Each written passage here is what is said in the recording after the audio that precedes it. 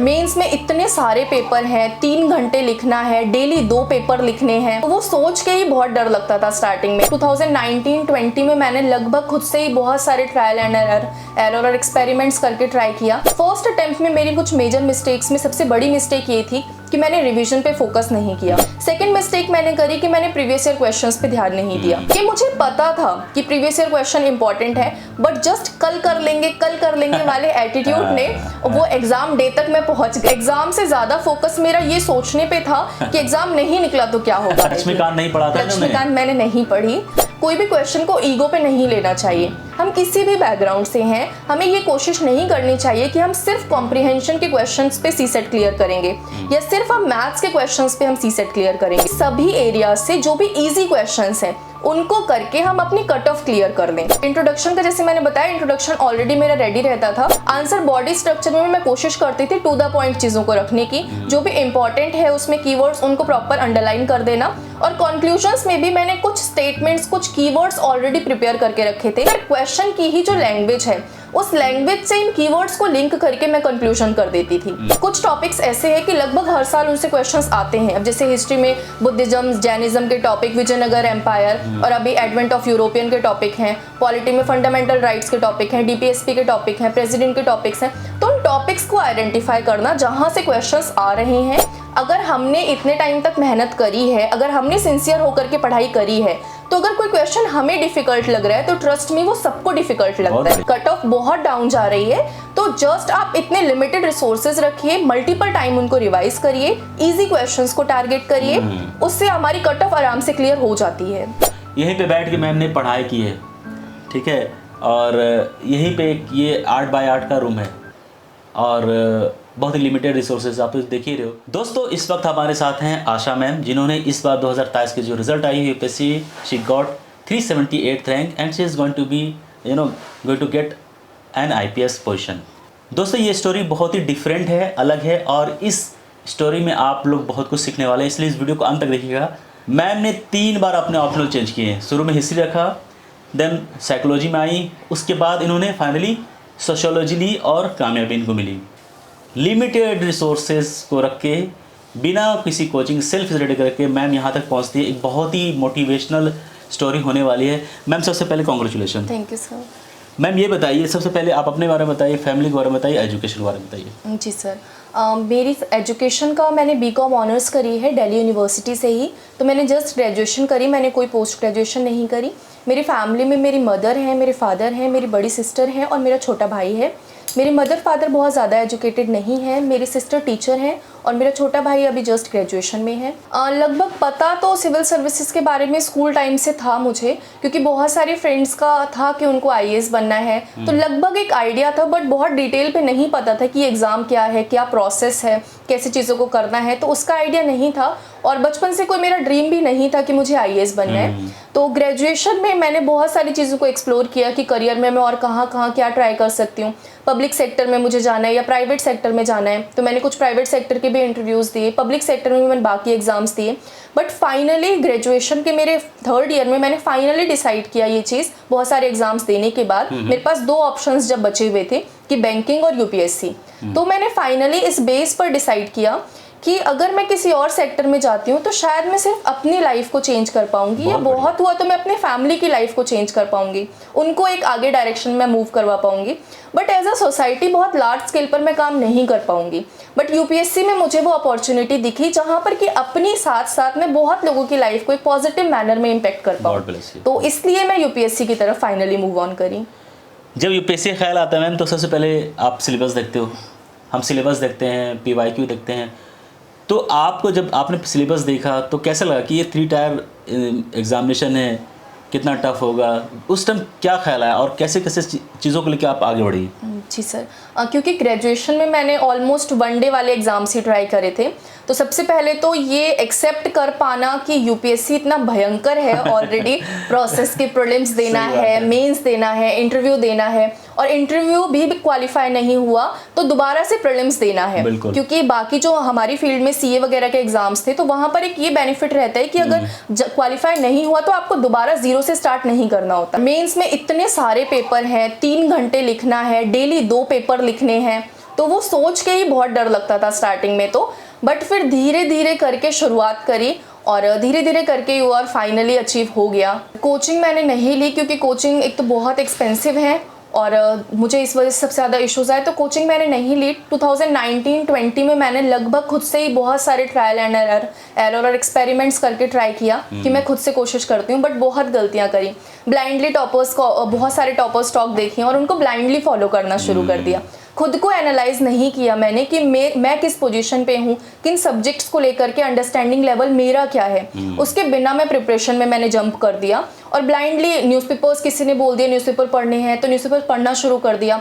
चीज़ें समझ नहीं आती थी कि किस तरीके से उनको करना है, क्यों करना है, जस्ट ब्लाइंडली फॉलो करना शुरू कर दिया। बहुत सारे नोट्स बनाने शुरू कर दिए और ओवरऑल जो ग्रेजुएशन में माइंडसेट था उसी माइंडसेट के साथ मैंने यूपीएससी की प्रिपरेशन स्टार्ट कर दी। तो कोचिंग्स तो मैंने नहीं ली थी, बट 2021 में मेरे सीनियर थे रवि सर, तो उन्होंने फिर गाइड करना शुरू किया। फर्स्ट अटेम्प्ट में मेरा प्रीलिम्स नहीं क्वालिफाई हुआ था, सेकंड अटेम्प्ट में मेरा प्रीलिम्स क्वालिफाई नहीं हुआ था, थर्ड अटेम्प्ट में मेरा प्रीलिम्स मेंस इंटरव्यू तीनों क्वालिफाई हुए। तो आई थिंक कुछ मिस्टेक्स जो मैंने करी फर्स्ट अटेम्प्ट में, मेरी कुछ मेजर मिस्टेक्स में सबसे बड़ी मिस्टेक ये थी कि मैंने रिवीजन पे फोकस नहीं किया। सारा टाइम मेरा फोकस था कि मैं नई चीज़ें पढ़ लूँ और जितना ज़्यादा नया मैं रिसोर्स कवर अप कर सकूँ उस पर मेरा कंप्लीटली फोकस था। तो फर्स्ट मिस्टेक रिवीजन का बहुत इशू था। सेकंड मिस्टेक मैंने करी कि मैंने प्रीवियस ईयर क्वेश्चंस पे ध्यान नहीं दिया, मैंने उनको देखा ही नहीं। लगभग बहुत सारे सब्जेक्ट के ऐसे क्वेश्चंस थे मैंने देखे ही नहीं थे, तो वो एक बहुत मेजर मिस्टेक थी क्योंकि प्रीवियस ईयर क्वेश्चंस बहुत इंपॉर्टेंट है और ये मुझे पता था कि प्रीवियस ईयर क्वेश्चन इंपॉर्टेंट है, बट जस्ट कल कर लेंगे वाले एटीट्यूड ने वो एग्जाम डे तक मैं पहुंच गई और मैं प्रीवियस ईयर क्वेश्चन नहीं करे। तो ये एक बहुत बड़ी गलती थी। उसके अलावा मल्टीपल सोर्सेज को रेफर करना, सब्जेक्ट्स में मैंने चीज़ों को लिमिट नहीं करके रखा, मॉक्स बिल्कुल भी मॉक्स वगैरह मैंने नहीं लगाए। न्यूज़पेपर कभी पढ़ लिया फिर एक हफ्ते तक नहीं पढ़ा, कभी किसी इंस्टीट्यूट की मैगजीन पढ़ ली, कभी कुछ पढ़ लिया, तो चीज़ों को ना तो मैं कंसोलिडेट कर पाई थी ठीक तरीके से, ना मैं रिवाइज कर पाई थी। उसके बाद सेकेंड अटेम्प्ट में मैंने सबसे एक चीज़ मुझे लगता है कि हमें करनी चाहिए, स्पेशली जब भी हमें फेलियर्स फेस करना पड़े। तो फर्स्ट अटेम्प्ट में जब मेरा प्रीलिम्स क्वालिफाई नहीं हुआ था तो मुझे प्रीलिम्स दे के आने के बाद ही घर पे पता चल गया था कि वो क्लियर नहीं होगा। तो सेकेंड डे पे फिर सर ने सजेस्ट किया कि सबसे पहला काम आज ये करो कि कल के दिन जो चीज़ें, क्योंकि कोई और हमें कोई बात बोलेगा उससे ज़्यादा बेटर वे में हमें सीखने को मिल जाता है एग्जामिनेशन हॉल में। आई थिंक वो सबसे बड़ा टीचर हो जाता है उस मोमेंट पे हमारा। तो नेक्स्ट डे मैंने जो मिस्टेक्स मेरी रही हैं पूरे साल में, पूरे 2 साल की प्रिपरेशन में, और क्यों मेरा प्रीलिम्स क्वालिफाई नहीं हुआ, क्यों इतने कम मार्क्स आ रहे हैं, उनको मैंने ऑन पेपर करा सभी चीज़ों को। उसके बाद पूरे नेक्स्ट ईयर मैंने कोशिश करी कि मैं उन चीज़ों पे धीरे धीरे करके काम करूं ताकि सेकेंड अटेम्प्ट में मैं ये फेलियर मुझे दोबारा से ना फेस करने को मिले। बट सेकेंड अटेम्प्ट में जैसे जैसे प्रीलिम्स पास आने लगा मेरा प्रेशर लेवल बहुत ज़्यादा बढ़ने लगा और एक फर्स्ट अटेम्प्ट में ऑलरेडी फेलियर था तो उसका भी एक माइंड पे था कि फर्स्ट अटेम्प्ट में नहीं निकला, इस बार भी नहीं निकला तो क्या होगा। घबराई भी थी, डरी भी थी। ये एक मेरा पूरा माइंड था। एग्जाम से ज्यादा फोकस मेरा ये सोचने पे था कि एग्जाम नहीं निकला तो क्या होगा, शायद लाइफ खत्म हो जाएगी। तो ये थॉट्स, ये लगभग अक्सर हमारे माइंड में ऐसे थॉट्स आते हैं, बट मुझे ऐसा लगता है जब जो चीज़ राइट टाइम होगा वो चीज़ हमें मिल जाएगी। तो उसके लिए थोड़ा पेशेंस रखना चाहिए। कोई भी एग्जाम ऐसा नहीं है कि वो नहीं निकलेगा तो लाइफ खत्म हो जाएगी। बहुत बढ़िया। बट सेकेंड अटेम्प्ट में मेरा माइंड पूरा वही था और एग्जाम हॉल में भी लगभग मैं उसी प्रेशर के साथ में गई थी। तो ये सेकेंड अटेम्प्ट में मैंने सबसे बड़ी गलती करी कि रिवीजन मैंने करी, पीवाईक्यूज मैंने करे थे, बट मॉक्स वगैरह ना लगाना और एग्जाम लाइक कंडीशन में खुद को मैंने टेस्ट नहीं किया। तो उस दिन एग्जाम के डे, हालांकि मैंने एक प्रीलिम्स पहले दिया था, बट स्टिल पेपर को मैं मैनेज नहीं कर पाई और लास्ट के हाफ एन आवर में मैं बहुत ज़्यादा पैनिक हो गई और वहाँ पर फिर सिली मिस्टेक्स बढ़ने लगी और वो प्रेशर मैं बिल्कुल भी मैनेज नहीं कर पाई। तो इस वजह से, और फिर उसका प्रेशर मैंने सीसेट पे भी आने दिया। इवन मैं तो सीसेट देने ही नहीं जा रही थी, मुझे लग रहा था कि प्रीलिम्स तो नहीं निकलेगा। फिर मेरी सिस्टर ने धक्का मार के मुझे भेजा कि एग्जाम तो दे दो। क्योंकि फर्स्ट में जीएस में ये अक्सर होता है कि हम ऐसा डर जाते हैं कि जीएस का पेपर तो बहुत बेकार गया है तो सीसेट हम दे ही ना, और उसका प्रेशर सीसेट पे आता है। बट यहाँ पर भी ये चीज़ समझने की ज़रूरत है कि जीएस का पेपर अगर डिफ़िकल्ट है, जैसा 2023 का था, तो वो डिफ़िकल्टी आई थिंक सबके लिए है। उसका प्रेशर सीसेट पे बिल्कुल नहीं लेके आना चाहिए हमें, क्योंकि जीएस तो कट ऑफ अल्टीमेटली डिसाइड होगी, बट सीसेट पे प्रेशर आया तो फिर जीएस क्लियर होने के बावजूद भी हमारे रिजल्ट में नाम नहीं आ पाएगा। तो ये चीज़ एक बहुत ज़्यादा इंपॉर्टेंट है। थर्ड अटेम्प्ट में मैंने इन चीज़ों पे काम किया। सबसे ज़्यादा पहली चीज़ मैंने रिसोर्सेज को अपने बहुत लिमिट कर दिया। बेसिक चीज़ें, कुछ ऐसा एक्स्ट्रा ऑर्डिनरी कोई सब्जेक्ट में कोई रिसोर्स नहीं थे। बहुत बेसिक सब्जेक्ट अपनी बुक लिस्ट रखी, उनको लिस्ट डाउन कर दिया कि इसके अलावा मैं और कुछ नहीं पढ़ूंगी। और कुछ और अगर क्वेश्चन आता भी है तो 100 के 100 क्वेश्चन सही करने का मैंने लोड नहीं लिया। ये था कि लगभग अगर हम 40-50 क्वेश्चंस भी अगर हमारे जिस तरीके की कट ऑफ हमारी जा रही है कि 50-60 क्वेश्चंस भी ऑन एन एवरेज हमारे नेट पे जा करके 50 क्वेश्चंस भी करेक्ट हो जा रहे हैं, तब भी कट ऑफ आराम से क्लियर हो जाती है। तो रिसोर्सेज को मैंने बहुत लिमिट करा। प्रीवियस ईयर क्वेश्चंस पे मैं कंप्लीटली रिलाई करी और कुछ अभ्यास टाइप टेस्ट मैंने लगाए कि जिसमें स्कूल में जा करके टेस्ट उन्होंने कंडक्ट किया। तो 9:30 to 11:30 GS 1 का पेपर देना, उसके बाद फिर सीसेट का पेपर देना सेम डे। तो इससे एक ये फायदा हुआ कि एग्जाम के दिन मेरे लिए कुछ नया नहीं था।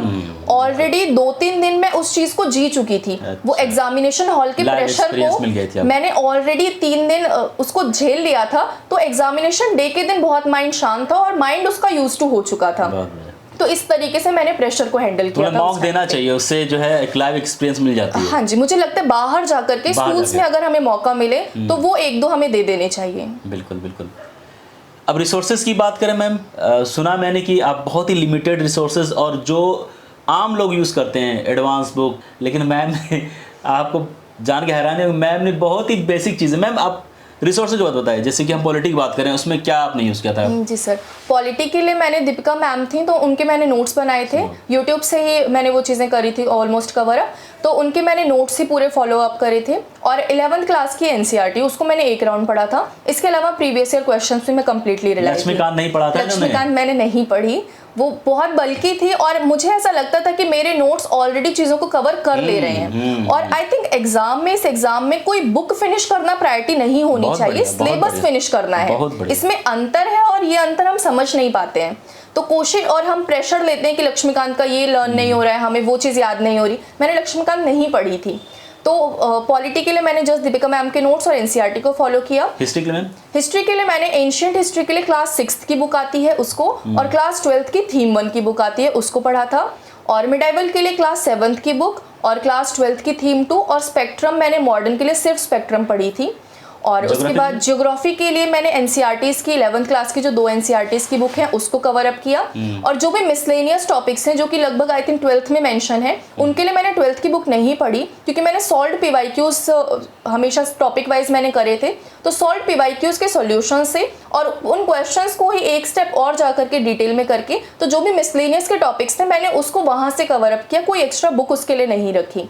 उसके अलावा इन्वायरमेंट के लिए मैंने क्लास 12th की बायोलॉजी के लास्ट चैप्टर्स हैं और क्लास 11th की केमिस्ट्री का लास्ट चैप्टर है। तो ये मैंने 5 चैप्टर्स इन्वायरमेंट के लिए यूज करे थे। इकोनॉमिक्स के लिए मैंने मृणाल सर के नोट्स पढ़े थे। और साइंस एंड टेक के लिए मैंने एक हिमा बिंदु मैम है, उनके मुझे नोट्स मिल गए थे, तो वहाँ से और PT 365 से मैंने उसको कवर अप किया था। मैम सीसेट के लिए आपने क्या किया था? जी सर, सीसेट मेरा फर्स्ट अटेम्प्ट में तो मार्जिन पे क्वालिफाई हो गया था और मैं ओवर कॉन्फिडेंट हो गई, इसलिए सेकंड अटेम्प्ट में मैंने सीसेट बिल्कुल ही नेग्लेक्ट कर दिया था और उसका रिजल्ट ये हुआ कि मेरा सीसेट नहीं क्लियर हुआ था। थर्ड अटेम्प्ट में मैंने ये कोशिश करी कि जो प्रीवियस ईयर क्वेश्चन पेपर था, जैसे कि उस टाइम पर 2022 का पेपर था, उसको मैंने एग्जाम लाइक कंडीशन में पूरे 2 घंटे में उसको सॉल्व किया। उसके बाद उसमें से मैंने एरियाज वाइज उसको डिवाइड किया कि कॉम्प्रिहेंशन के मेरे कितने क्वेश्चंस रॉन्ग हुए हैं, क्योंकि मेरे मार्क्स उसमें 60s के लगभग में आए थे।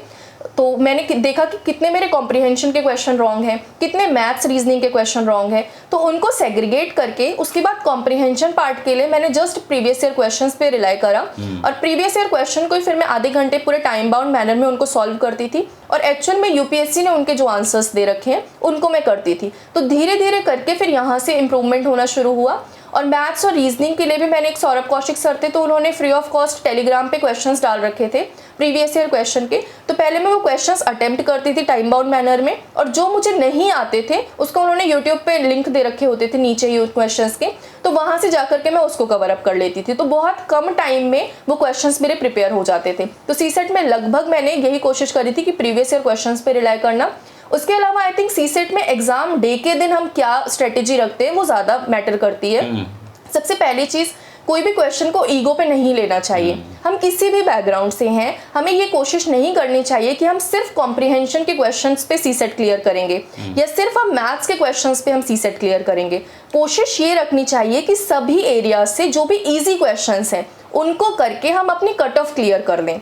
तो क्वेश्चंस ईगो पे नहीं लेना है, जो भी इजी क्वेश्चंस हैं, मीडियम कैटेगरी के क्वेश्चंस हैं, उनको अगर हम कामली सॉल्व करते हैं तो सीसेट में प्रॉब्लम बहुत ज़्यादा नहीं आती है। मैम ना तो IITian है बैकग्राउंड, ना मैथमेटिक्स था, कॉमर्स ग्रेजुएट हैं, और देखते हैं इसके बावजूद मैम ने सीसेट क्लियर की है। तो सीसेट से डरने की बात नहीं है जी। अप्लाई और brain, perfect strategy, perfect road map बना के आप निकलेंगे। जैसे मैंने PYQ इज़ द की।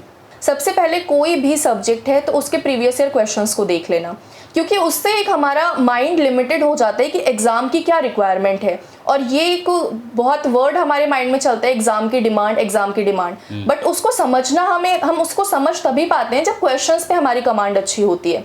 तो सबसे पहले प्रीवियस ईयर क्वेश्चन में सब्जेक्ट वाइज कर लेती थी, तो topic wise previous year question करना, उसके बाद उस सब्जेक्ट से रिलेटेड जो भी बुक है, कोई भी एक बुक, कोई भी एक रेफरेंस मटेरियल, तो वो बुक को पढ़ना, उसके बाद उन क्वेश्चंस को अटेम्प्ट करना। अगर वो प्रीलिम्स के क्वेश्चंस है तो उनको मैं अटेम्प्ट करती थी, मेंस के अगर है तो मैं उसके आंसर्स लिखती थी, तो वो आंसर्स करना। तो जस्ट मेरा पूरी अप्रोच प्री और मेंस में यही रही है कि PYQs, basic books, again PYQs, उसके बाद टाइम परमिट करता है तो मॉक उस सब्जेक्ट के लिए लगा दिए, और कुछ सब्जेक्ट्स में अगर नहीं टाइम परमिट किया तो मैं जस्ट PYQs पे रिलाई थी। मेंस में आपने ऑप्शनल चेंज किए, तो ये कैसे हुआ? पहले हिस्ट्री था, उसके बाद आपने साइकोलॉजी लिया, फिर आपने सोशियोलॉजी में आए, ये कैसे हुआ था? इसके बारे में मैंने बहुत माइंडलेसली काम किया था। हिस्ट्री ऑप्शनल मैंने जस्ट इसलिए डिसाइड कर लिया था क्योंकि मेरी सिस्टर का हिस्ट्री में बैकग्राउंड था, उनकी ग्रेजुएशन थी, तो जस्ट इस वजह से और थोड़ा सा इंटरेस्ट आने लगा हिस्ट्री पढ़ने में, तो मैंने इसलिए ब्लाइंडली उसको मैंने फॉलो करना शुरू कर दिया। बट पेपर 1 जब तक फिनिश हुआ तब तक मुझे ये बात एहसास आई कि ना तो मैं चीज़ों को उसको मैनेज कर पा रही थी, और इंटरेस्ट भी धीरे धीरे करते मेरा ख़त्म हो गया था, क्योंकि मेरा कॉमर्स बैकग्राउंड था, तो ये बहुत मुश्किल था कि हिस्ट्री जैसे सब्जेक्ट्स को इन डेप्थ में कवर अप कर पाना। तो उसके बाद फिर मैंने हिस्ट्री जब मुझसे मैनेज नहीं हुआ तो सेकेंड अटेम्प्ट में मैंने ये सोचा कि क्योंकि मुझे हिस्ट्री इंटरेस्टिंग नहीं लग रहा था, तो अब मैं सिर्फ इंटरेस्टिंग ऑप्शनल जो होगा, सिर्फ एक इंटरेस्ट को मैंने पैरामीटर रखा और मैंने साइकोलॉजी को चूज़ कर लिया। अब मैंने साइकोलॉजी का पेपर 1 पेपर 2 पूरा फिनिश कर दिया। और जैसे कि मैं हमेशा एक बात बोलती हूँ, टाइमली अगर हम चीज़ों को एनालाइज नहीं करेंगे तो इस तरीके की गलतियाँ हमसे ज़्यादा होंगी। तो पूरा पेपर फिनिश करने के बाद मैंने आंसर्स लिखना शुरू किया, और तब मुझे एहसास हुआ कि साइकोलॉजी के साथ मैं शायद फंस जाऊंगी, और मैं ना तो आंसर्स लिख पा रही थी। फिर मैंने मार्केट में गाइडेंस के उसमें मैं आगे बढ़ी, तो गाइडेंस भी ढंग से मुझे नहीं दिखा कहीं पर, ना कोई ऐसी बहुत अच्छी टेस्ट सीरीज मुझे मिली, ना कोई बहुत ज़्यादा अमाउंट में टॉपर्स मिले साइकोलॉजी के। जी, क्योंकि सोशियोलॉजी का एक ये बेनिफिट मुझे दिखा कि मैंने ऑलमोस्ट चीज़ें रिसोर्सेज लिमिट रख के मैंने टॉपर्स कॉपी से बहुत सारी चीज़ें कवर अप कर दी, कंटेंट भी मुझे वहाँ से बहुत अच्छा मिल गया, बट साइकोलॉजी में ये इशू आ रहा था।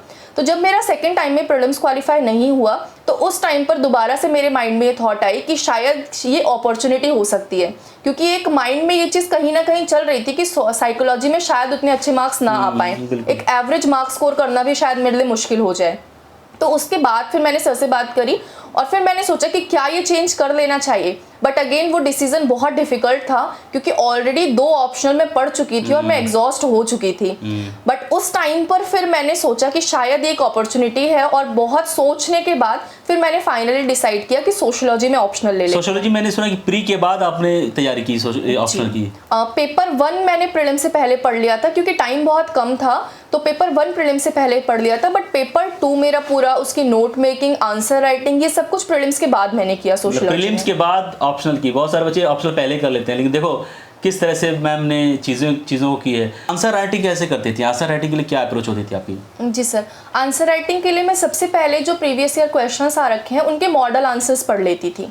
तो मॉडल आंसर्स हम किसी के भी देख सकते हैं। मैंने दृष्टि के कुछ सब्जेक्ट्स में मुझे GS1 में उनके सही लगे थे, और एक ओनली IAS की PDF मुझे मिल गई थी, तो उनके आंसर्स मुझे GS2 GS3 के लिए सही लगे, और GS4 के लिए एक अतुल गर्ग सर हैं, उन्होंने आंसर्स लिखे थे। तो मॉडल आंसर्स सबसे फर्स्ट राउंड में मैंने मॉडल आंसर्स पढ़े।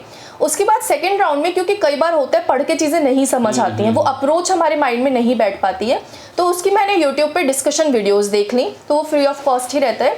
तो उसके डिस्कशन वीडियोस से एक मेरे माइंड में एक आइडिया लगा कि सबसे पहली चीज़ तो प्रीवियस ईयर क्वेश्चन रिपीट बहुत होते हैं। सेकेंड चीज़ कि ऐसा नहीं होता है कि हमें प्रीवियस ईयर में कोई क्वेश्चन आ गया है तो उसको हम दोबारा से उसके आंसर का जो भी कंटेंट होता है उसको हम बहुत एफिशिएंटली नेक्स्ट ईयर भी यूज़ कर सकते हैं। तो लिमिटेड कहीं ना कहीं चीज़ें हो जाती हैं, मुझे PYQ से समझ आया। उसके बाद डिस्कशन क्लासेस से ही एक कॉन्टेक्स्ट में कैसे आंसर्स लिखना है, कैसे डायमेंशंस को कवर अप करना है, कैसे एक ही चीज़ को हम मल्टीपल जगह पर यूज़ कर सकते हैं। और कई टॉपिक जब हम प्रीवियस ईयर क्वेश्चन देखते हैं तो कई टॉपिक ऐसे हम आइडेंटिफाई कर पाते हैं कि जिससे मल्टीपल टाइम क्वेश्चन आ रहा है, तो उन टॉपिक्स पे पहले से ही इंट्रोडक्शंस, कंक्लूजन्स और उनका बॉडी स्ट्रक्चर की एडवांटेजेस, उनके डिसएडवांटेजेस, लिमिटेशन, ये GS2 GS3 में बहुत हेल्पफुल रहता है। तो उसको हम पहले से ही प्रिपेयर करके रख सकते हैं। इंट्रो आपने पहले से तैयार कर रखा है? जी सर, ऑलमोस्ट जो सिलेबस वाइज जो प्रीवियस ईयर में बहुत रिपीटेड टॉपिक्स थे, हाँ, उनके सारे लिस्ट निकाल के उनके सबके इंट्रो आपने बना ली। हाँ जी, जैसे NGO है, सेल्फ हेल्प ग्रुप्स के टॉपिक्स हैं और इस तरीके के GS3 ये पॉइंट नोट कीजिए आप लोग, बहुत अच्छी बात कह रही मैम ने। बहुत सारे टॉपिक्स हैं तो उनके इंट्रोडक्शन मेरे पास पहले से रेडी थे। और मैंने ये भी सुना है कि आप जो आंसर करती थी बहुत ज़्यादा लिखने की जरूरत नहीं होती, बहुत लिमिटेड और मतलब की चीज़ लिखती थी, उसके बारे में बताइए। जी सर, आई थिंक लिमिटेड लिखना बहुत ज़रूरी है क्योंकि ना तो हमारे पास इतना टाइम होता है वहाँ पर, और टू द पॉइंट हम चीज़ों को करेंगे तो आई थिंक ज़्यादा बेटर हमें मार्क्स मिल सकते हैं। तो इंट्रोडक्शन का जैसे मैंने बताया, इंट्रोडक्शन ऑलरेडी मेरा रेडी रहता था। आंसर बॉडी स्ट्रक्चर में मैं कोशिश करती थी टू द पॉइंट चीज़ों को रखने की, जो भी इंपॉर्टेंट है उसमें कीवर्ड्स उनको प्रॉपर अंडरलाइन कर देना। और कंक्लूजन्स में भी मैंने कुछ स्टेटमेंट्स, कुछ कीवर्ड्स ऑलरेडी प्रिपेयर करके रखे थे। जैसे एक विकसित भारत का होता है कि 2047 तक अगर हमें विकसित भारत बनाना है तो इन चीज़ों को करना है। फिर क्वेश्चन की ही जो लैंग्वेज है उस लैंग्वेज से इन कीवर्ड्स को लिंक करके मैं कंक्लूजन कर देती थी। तो ये चीज़ें आई थिंक थोड़ा सा हेल्पफुल रही। सबसे पहली चीज़ तो कोशिश ये करनी चाहिए कि अब तक जो पढ़ लिया है उसको ऑन प्रायोरिटी रिवाइज करना। नई चीज़ों के पीछे अगर हम इस स्टेज पे भागेंगे तो उसका इनपुट आउटपुट रेशियो अच्छा नहीं होता है। हो सकता है कि हमने कोई एक 100 पेजेस की बुक पढ़ ली इस टाइम पे, बट इसकी बहुत कम श्योरिटी है कि वो चीज़ हमें याद रहेगी और एग्जाम में हम उसको करेक्ट कर पाएंगे। और इसके ज़्यादा चांसेस होंगे कि ऑलरेडी जो चीज़ें हम पढ़ रखे हैं उसको अगर हम रिवाइज नहीं करते हैं तो आते हुए क्वेश्चंस हम गलत कर जाएंगे। फर्स्ट अटेम्प्ट में मैंने ये गलती करी थी, तो बहुत सारे ऐसे क्वेश्चंस थे जो कि मेरे बुक में थे, मेरे रिसोर्सेज में वो थे, मेरे नोट्स में वो थे, बट मैंने एग्जाम में गलत कर दिए थे। तो फर्स्ट प्रायोरिटी रखनी है रिवीजन को। सेकेंड प्रायोरिटी रखनी है I think previous year questions को। क्वेश्चंस किस लैंग्वेज में फ्रेम करे जा रहे हैं, किन टॉपिक से ज़्यादा क्वेश्चंस आ रहे हैं। कुछ टॉपिक्स ऐसे हैं कि लगभग हर साल उनसे क्वेश्चंस आते हैं। अब जैसे हिस्ट्री में बुद्धिज्म, जैनिज्म के टॉपिक, विजयनगर एम्पायर, और अभी एडवेंट ऑफ यूरोपियन के टॉपिक हैं। पॉलिटी में फंडामेंटल राइट्स के टॉपिक हैं, DPSP के टॉपिक हैं, प्रेसिडेंट के टॉपिक्स हैं। तो उन टॉपिक्स को आइडेंटिफाई करना जहाँ से क्वेश्चंस आ रहे हैं और प्रीवियस ईयर क्वेश्चंस को प्रॉपर वे में एनालाइज करना, रिसोर्सेज को लिमिट करके रखना, और आप पैनिक ना करें। इसलिए इसी पे आने वाला था जी, तो अगर आप पैनिक ना करें इसलिए आई थिंक आपको 2-3 test, 2-3 mock exam like condition में लगा देने चाहिए अभी, कि आप स्कूल्स में जाकर के ट्राई करिए कि 9:30 to 11:30 के टाइम पीरियड में, और उसके बाद फिर आप गैप लीजिए 3 घंटे का और दोबारा से सी सेट के टाइम पीरियड में वो आप लगा दें। उससे ये होगा कि एग्जामिनेशन डे के दिन कुछ नया नहीं होगा, तो आपका माइंड शांत रहेगा, माइंड उसका हैबिचुअल हो जाता है, तो वो चीज़ बहुत ज़्यादा हेल्प करती है। और बहुत ज़्यादा लेफ्ट राइट सोचने की ज़रूरत नहीं है। ये अक्सर ये पूरा थॉट प्रोसेस मेरा सेकेंड अटेम्प्ट में प्रीलिम्स ना क्वालिफाई होने के पीछे यही वजह थी कि एग्जाम से ज़्यादा फोकस था रिजल्ट के ऊपर। तो उस पर फोकस मत रखिए, जो भी चीज़ें आपके सामने आ रही हैं उस एग्जाम के दिन जो भी चीज़ें हैं उस पर फोकस रखना और खुद पे कॉन्फिडेंस रखना बहुत ज़रूरी है प्रीलिम्स में। अगर हमने इतने टाइम तक मेहनत करी है, अगर हमने सिंसियर होकर के पढ़ाई करी है, तो अगर कोई क्वेश्चन हमें डिफिकल्ट लग रहा है तो ट्रस्ट मी वो सबको डिफिकल्ट लगता है। तो माइंड वहाँ पर शांत रखिए, आपको डिफिकल्ट लग रहा है तो सबके लिए वो डिफिकल्ट है। और वो क्वेश्चंस कट ऑफ नहीं डिसाइड करते, वो क्वेश्चंस सिर्फ कुछ बच्चों को पैनिक करके लिस्ट से बाहर निकालने के लिए रखे जाते हैं। तो ये हमें इंश्योर करने की जरूरत है कि हम वो पैनिक वाली कैटेगरी में ना चले जाएं। वहां पर खुद को शांत रखना है, संभालना है, नेक्स्ट क्वेश्चन की तरफ मूव करना है। 100 के 100 क्वेश्चंस आपको आने चाहिए, करेक्ट करना है, इसका कोई प्रेशर लेने की जरूरत नहीं है। कट ऑफ बहुत डाउन जा रही है तो जस्ट आप इतने लिमिटेड रिसोर्सेज रखिए, मल्टीपल टाइम उनको रिवाइज करिए, इजी क्वेश्चंस को टारगेट करिए, उससे हमारी कट ऑफ आराम से क्लियर हो जाती है। बहुत बहुत शुक्रिया मैम, और आप लोगों ने बहुत कुछ सीखा होगा। बहुत सारे ऐसे स्टूडेंट होते हैं कि 2 अटैम्प्ट, 4, 5, 6 अटैम्प्ट तक देते हैं, कोचिंग करते हैं, बहुत सारी चीज़ें करते हैं, लेकिन मैं ये बार बार इसलिए बोल रहा हूँ कि आप समझने की कोशिश कीजिए कि मैम के पास लिमिटेड रिसोर्सेज थी और बुक्स वो एडवांस बुक भी नहीं मैम ने पढ़ी, कोई प्रॉपर गाइडेंस नहीं थी, कोई कोचिंग नहीं ली, गलतियाँ की, उससे सीखी, उसको ठीक की, आगे बढ़ी और थर्ड अटैम्प्ट में मैम ने ये अचीवमेंट हासिल की है। तो आप सब लोग भी कर सकते हैं। यहीं पे बैठ के मैम ने पढ़ाई की है, ठीक है, और यहीं पे एक ये 8x8 का रूम है और बहुत ही लिमिटेड रिसोर्सेज आप देख ही रहे हो। Thank you very much for your time. आपने हमारे कीमती वक्त निकाला। आज मैम के घर आया हूँ और मैम ने बहुत अच्छी तरीके से चीज़ों को समझी। इनकी स्टोरी से आपने ये सीखा कि जो गलतियाँ की उसको एक corrective action, on time corrective action लेके उसको रिपेयर किया, ठीक किया, दुरुस्त किया और आगे बढ़ी। ये सही तरीका होता है। Thank you very much. Thank you sir.